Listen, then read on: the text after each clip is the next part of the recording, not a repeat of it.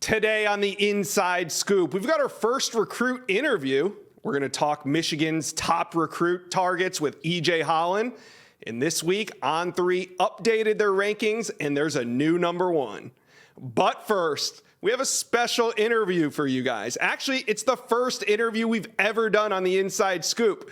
We have the quarterback that has the entire country buzzing right now from Fairborn, Georgia, the number 4 overall ranked quarterback in the country, Air Noland, joins the show. Thanks for joining. You're about to embark on a really busy month of March. You got visits to Clemson, Arkansas, Miami, Texas A&M, and Ohio State all in 1 month. Yeah. So my question to you is, how important are these visits when it comes to making your decision? It's very important, man. You want to evaluate the coaches just as much. They're evaluating you, but not only, the coaches, but the university, man. So, it's an evaluation process, not only for me, but for my family, man. So these visits are very important, and I take them very serious. What school or group of schools do you feel is recruiting you the absolute hardest right now?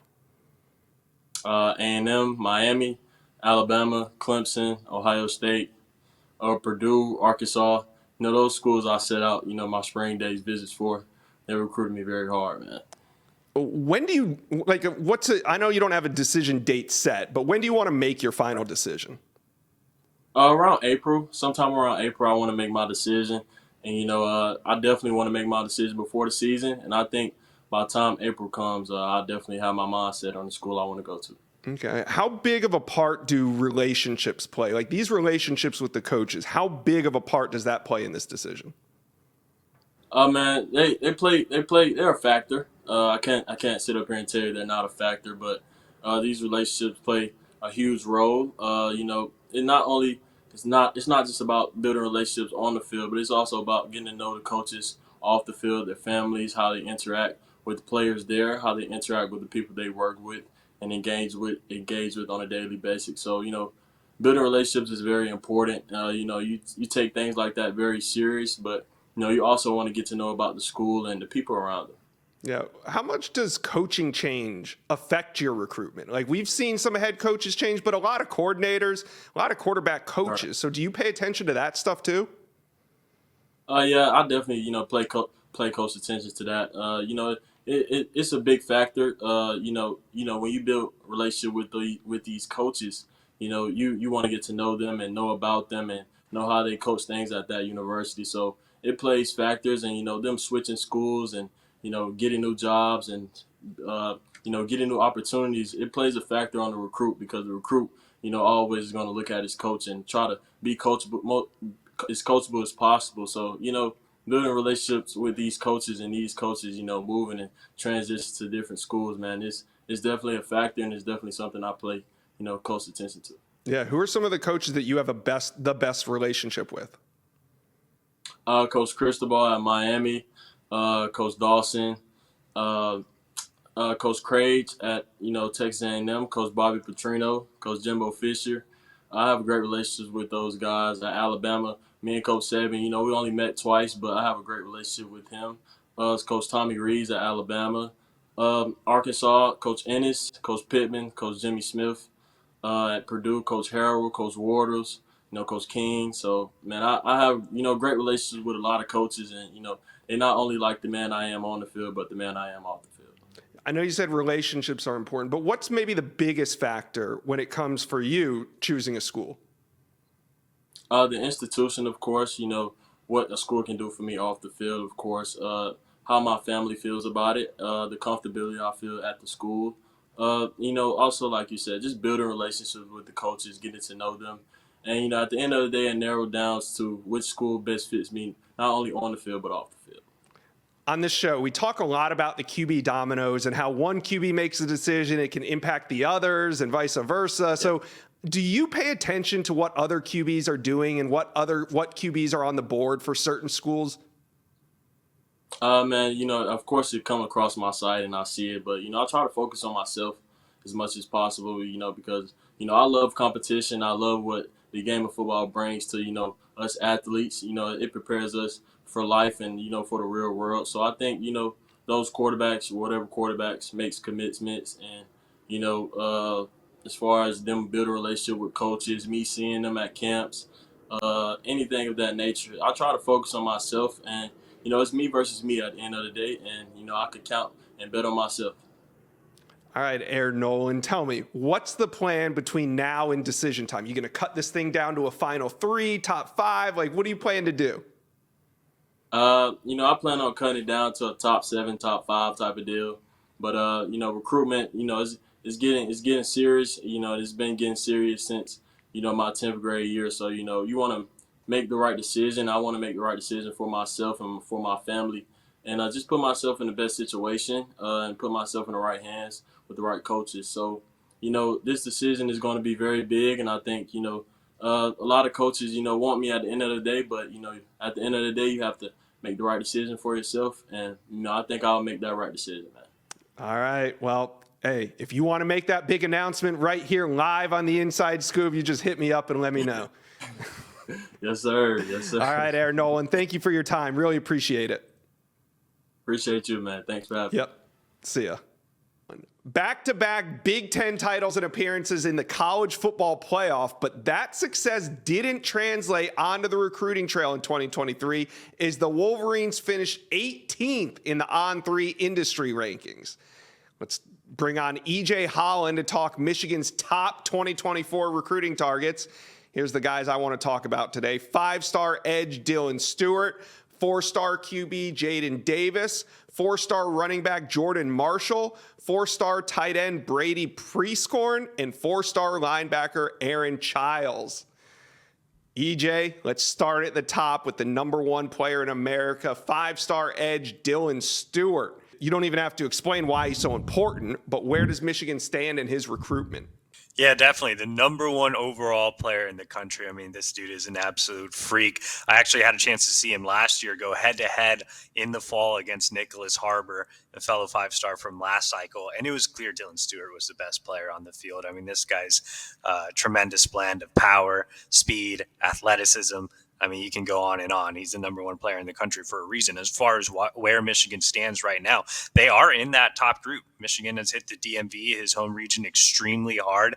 They've done a tremendous job of producing edge rushers. Aiden Hutchinson, David Ajabo, Mike Morris will go in the draft this year, and that's certainly appealing to Dylan Stewart. He has great relationships with guys on the staff as well. Dylan Ronnie, who works with the edge rushers, Mike Helston, Michigan's defensive line coach.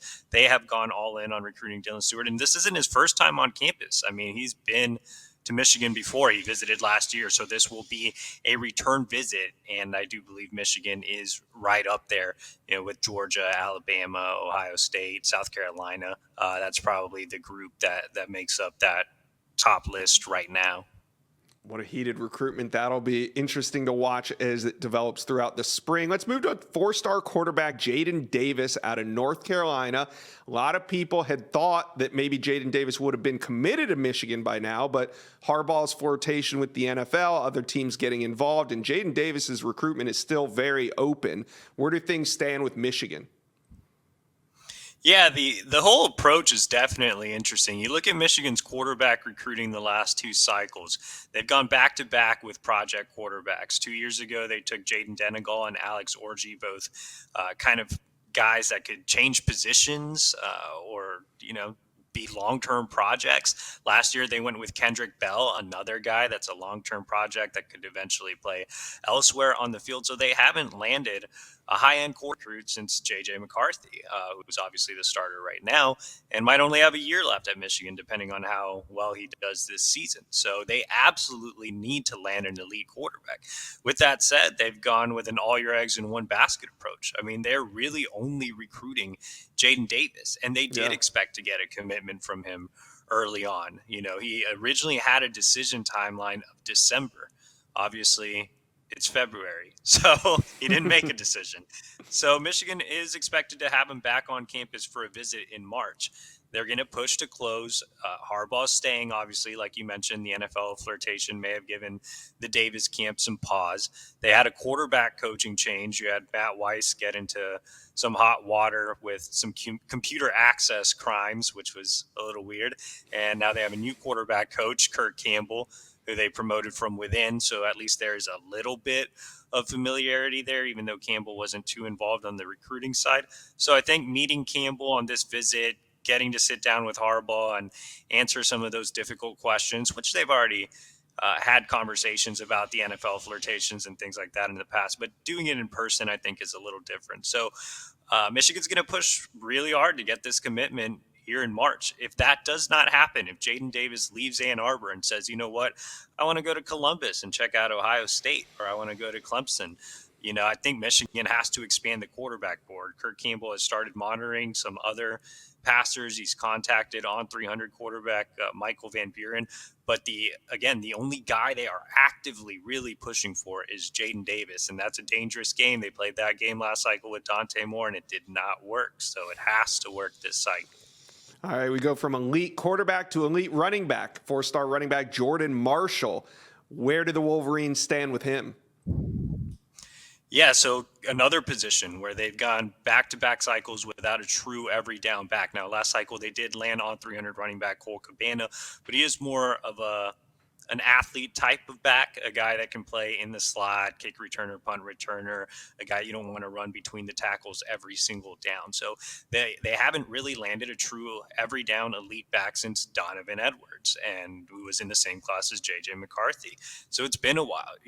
When you look at Michigan, this is a team that runs the football. They love to pound the ball. They have a legend coaching the position in Mike Hart, who's Michigan's all-time leading rusher. Michigan should be a destination school for elite backs. It's time for Mike Hart to step up on the recruiting trail. He's one of the best running back coaches in the country. He has to land an elite talent. You have one right in your home region in the Midwest in Jordan Marshall. Jordan Marshall and Taylor Tatum out of Longview, Texas are the two top guys on the board. Today we're focusing a little more on Jordan Marshall, who is a little more realistic just because he is closer to Michigan. He's made a couple of visits already. He was on campus in the fall. He was back in Ann Arbor last month. He's expected to be back in the spring. Michigan and Ohio State pretty much going head to head here. I mean, Michigan has beaten Ohio State on the field in back-to-back years. They haven't won very many recruiting battles against the Buckeyes as of late. If it's going to happen, it's going to happen now. And you have to do it at this position, at the running back position. There's no more running back friendly school in the country than Michigan. So getting a top 100 guy in Marshall out of Ohio would be huge, not only for the position, but just beating Ohio State finally on the recruiting trail, to couple that with the wins on the field.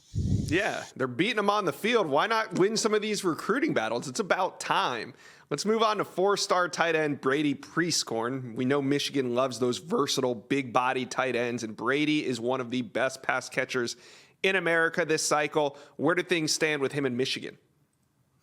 Yeah, definitely. I think Brady Prieskorn is the top guy in the state this year. You don't have a true maybe 5-star level contender like you did with a Dante Moore or Donovan Edwards of the past, or Will Johnson. But I think Brady Prieskorn is a terrific prospect, one of the top tight ends in the country. He fits what Michigan does. I mean, he's a true inline guy that puts guys in the dirt when blocking in the run game. He's a big pass catcher, guy that's a mismatch in the red zone as well. He's really, really quiet. You don't see a lot of Brady Prieskorn updates at all anywhere nationally on the Michigan beat. It's tough to get a true read on his recruitment. But being an in-state guy, having the familiarity with the program, being a tight end, especially when Michigan, goes out there and runs 3 tight end sets. They have multiple guys on the field at that position all the time. And Brady definitely doesn't mind blocking. His high school team is a run-heavy team. I think it's a really good fit for Michigan. I think he's just one of those quiet kids that doesn't let you really know what's going on. But I know that there's a lot of optimism when it comes to Brady Prieskorn coming out of Ann Arbor, and he would be a terrific guy to pair with Hogan Hansen, who's an On3 tight end out of the Pacific Northwest, who's already committed to the Wolverines. All right. And lastly, we got 4-star On3 linebacker Aaron Childs. What's the key to his recruitment to Michigan?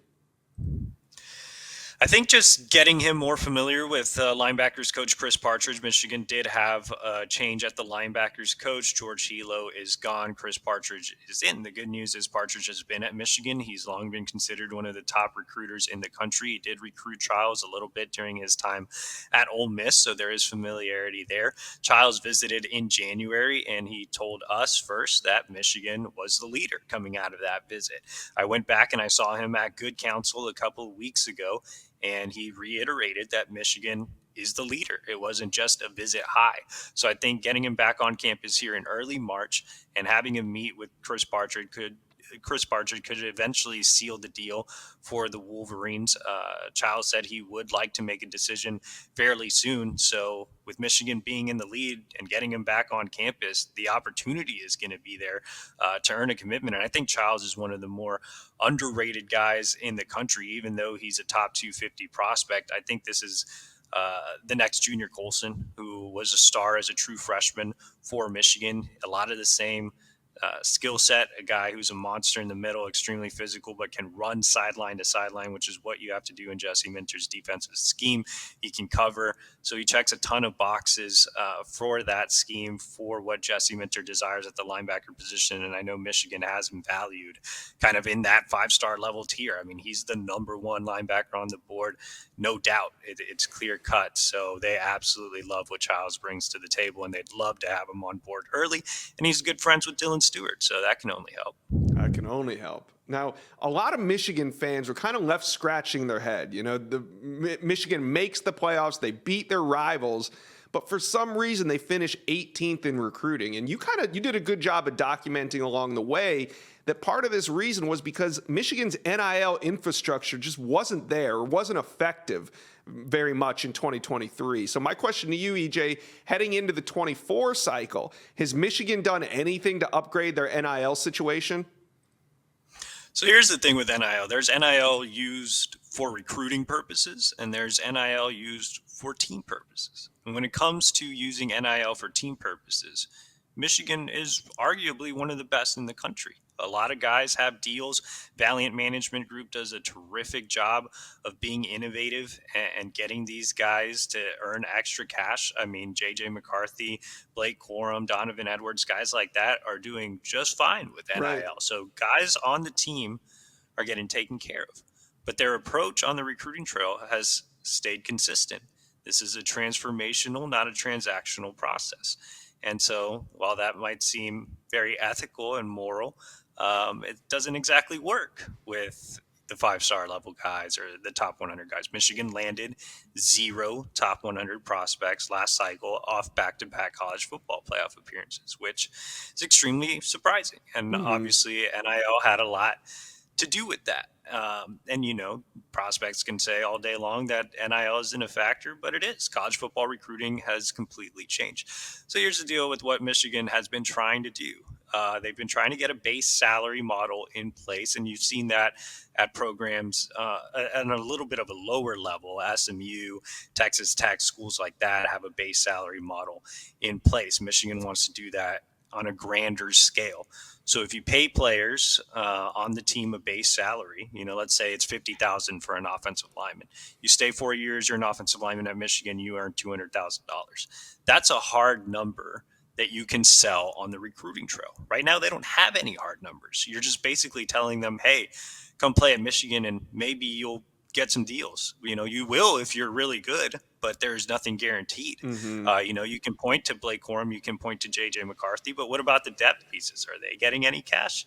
You know, probably not that much. So I think having a hard number, having a guarantee of, you know, $200,000, just that's obviously an arbitrary number, but just saying like, hey, if you come to Michigan, you're an offensive lineman, you can get $50,000 a year.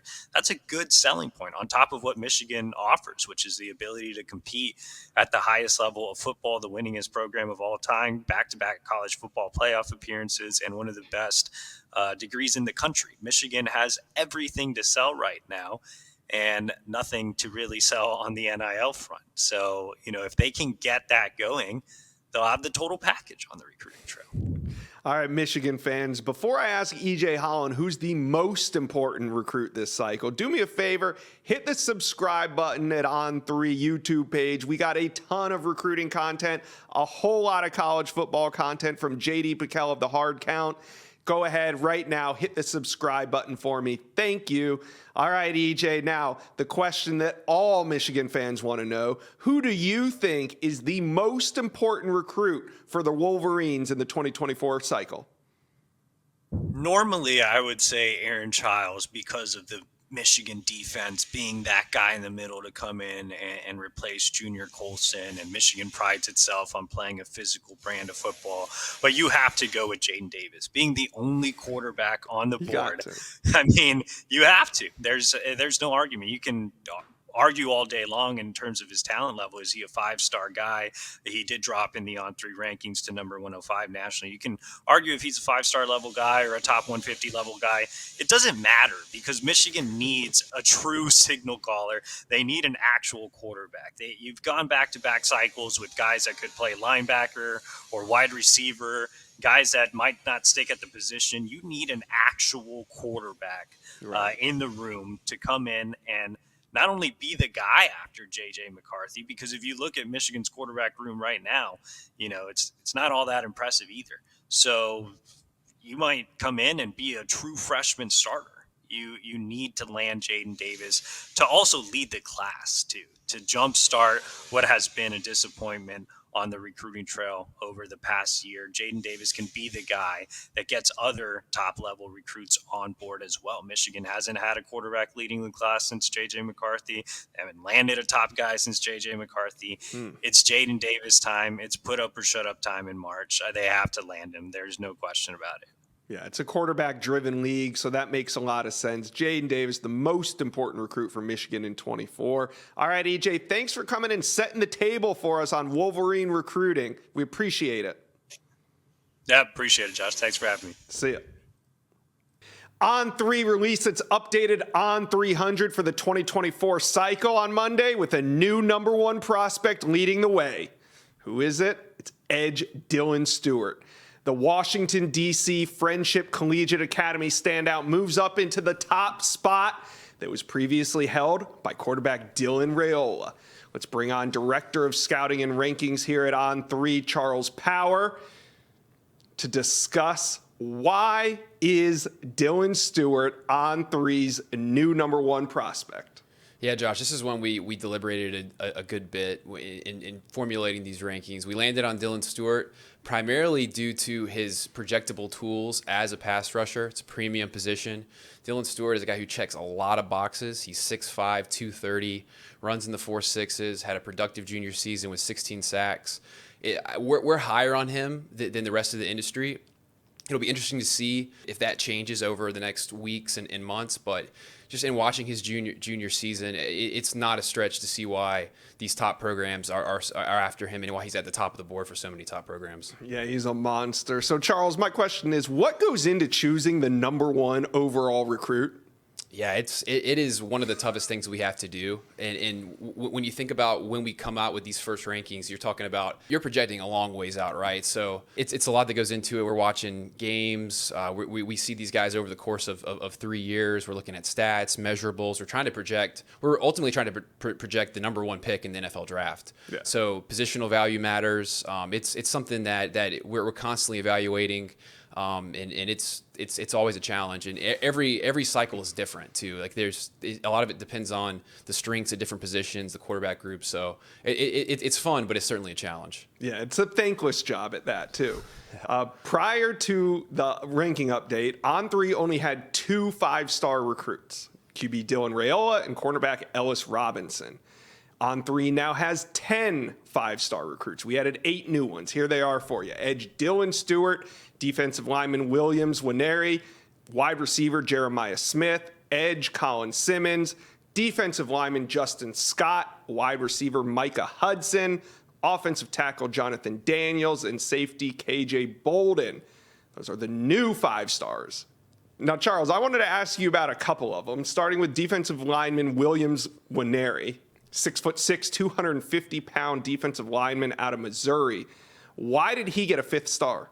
Yeah, Williams Nwaneri is the guy out of all these new 5-stars that you want coming off the bus first. He is physically imposing. He's a top athlete, just incredible physical tools he brings to the table. And we knew that going into his junior year, but we saw him take a step as a junior, particularly as a pass rusher. When you think about defensive line position and the prototype that the NFL goes after, you're talking about tall, long, angular plus athletes on the interior as pass rushers. Think about like a Chris Jones, a Cam Hayward, Leonard Williams, those types. Williams Nwaneri fits that mold. So that's why we like him a lot. He had 12 sacks as a junior, made strides, and just has the upside to continue getting better.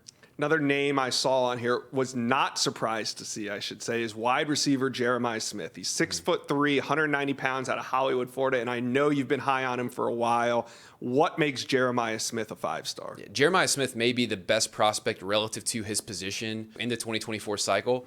He probably has a case as the best outside receiver prospect in several cycles. And if you look at receivers from South Florida, Josh, I know you're familiar with a lot of these guys. You're talking Amari Cooper, Jerry Jeudy, Calvin Ridley. He's in that tier, if not higher than those guys. If you look at the high school at the high school rankings, I think with Jeremiah Smith, you have to start with his combination of size and skill level. He's over 6'3", 190 pounds, but is an elite route runner, has plus ball skills. He's constantly making acrobatic catches. So this is a guy who has a pretty unique skill set as a big, highly refined and technical receiver. It's really honestly a little hard to make a comparison for him coming out of high school just because of how advanced he is at his size. The last 5-star prospect I wanted to talk to you about was Edge Colin Simmons, 6'2.5", 225-pound pass rusher from Duncanville, Texas. Everybody in the country wants him. What makes him a 5-star? Yeah, Colin Simmons pushed Dylan Stewart as the top edge in this group. I think they're a little different flavors. With Colin Simmons, it's a lofty comparison, but just from a style and size perspective, think Von Miller. He is a speed pass rusher, highly productive. I think he probably had the best junior season of any 2024 prospect when you're talking defense. Had 22 sacks, 33 tackles for loss in the highest level of football in Texas. Really dominated on the field. He's not as big as Dylan Stewart. He's around 6'2 and a quarter, 225, but has good length. So if you're looking for that hybrid speed outside rusher, Colin Simmons is your guy. All right. Now that the rankings are out, one thing I always like to look at are the On3 Outliers. And this is where On3 ranks a prospect higher than the rest of the industry. Got a few guys here that you've ranked higher than the rest of the industry. Offensive tackle Jonathan Daniels, 4-star athlete Terry Bussey, 4-star wide receiver Cam Coleman, and 4-star QB Air Noland. So let's start at the top here with Jonathan Daniels out of the Panhandle. On3 has him ranked number 9 overall. The next highest is number 130 overall, and that's by Rivals. So Jonathan Daniels obviously stands out to you, but what is it about him? Yeah, Jonathan Daniels, Josh, reminds me of another outlier from cycles ago that I was really high on. Maybe my favorite offensive tackle prospect ever, Charles Cross. I know you're familiar with as well. Similar size, athleticism, length. Jonathan Daniels is around 6'4", 285. He's got 35-inch arms. Plus athlete. You turn on the film, you see a really loose, fluid mover, a guy who plays on both sides of the ball, very encouraging physicality as a run blocker. So as we were going through the offensive tackles, Jonathan Daniels really separated himself in what is a pretty deep group at the position. Yeah. But we were pretty excited about him for sure. All right, 4-star athlete Terry Bussey. He's phenomenal, and we got him ranked number 13 overall. Next highest is number 83 by 24/7 Sports. What stands out to you about this athlete? Terry Bussey, I think, was maybe the best high school football player in the state of Texas last fall. He plays on both sides of the ball at Timpson High as a dual threat quarterback and defensive back. His stats are absurd. He had 4,700 yards from scrimmage and 72 touchdowns. He also picked off five passes as a safety. He's around 5'10 and a half, 180, is a very good sprinter. I think when you're projecting him forward, probably you're looking at cornerback, could play receiver, but this is a guy who's a pure football player, very good athlete, and can just makes plays really wherever you put him. Yeah, really explosive. And then another explosive player right here, 4-star wide receiver Cam Coleman. We rank him number 20 overall. Next highest, 164 by ESPN. So why is Cam Coleman ranked so high at On3? Yeah, Cam Coleman, in what is a very deep receiver group, and I don't throw this word around loosely, is the freak of the group. Yeah. He is 6'3 and a half, 185 pounds. Phenomenal athlete. This is a guy who is basically hitting his head on the rim when he dunks in basketball games. outstanding length, extremely twitchy, but he's also technical. Had a chance to see him on Sunday at Under Armour's Atlanta camp, and he was stacking receivers off the line with his route running, can make plays at the catch point, just can do a ton of stuff, and he is really just scratching the surface of his potential. He's 16 years old for 4 more months, so he really could be a 2025 prospect. So when we were putting this together, Cam Coleman was one of the prospects we were most excited about, and I think you're going to continue to see him just skyrocket relative to rankings elsewhere throughout the industry and college interest as well. All right, let's talk about 4-star quarterback Air Noland, who was on the show today. We have him ranked number 45 overall. He's one of the hottest quarterbacks on the market right now. And the next highest is number 117 at 24/7 Sports. Air Noland, we're not the only one that like him. Colleges like him a lot. But what is it? What do you see on tape to make him an outlier for On3? Yeah, it's not a stretch to see why colleges are high on Air Noland. I think he probably had the best junior season of all these 2024 quarterbacks. Just completely carved up defenses in the state of Georgia last fall. Threw for 4,500 yards, 55 touchdowns. I think with Air Noland, you were looking at a guy who is just a natural in the passing game. Everything moves slow for him. He's extremely accurate. I think he completed 73% of his passes as well. A guy who just is very comfortable reading defenses, spreading the ball around. Also had a chance to see him on Sunday. I thought he was the best quarterback at that event. Just very consistent. A guy who can just do a lot of different things for you. Is just a natural behind center. All right, Charles Power, thanks for taking a break from watching film to join us on the Inside Scoop. Definitely. Thank you for watching. Make sure you smash that subscribe button for me. And remember to check out all the videos on the On3 YouTube page.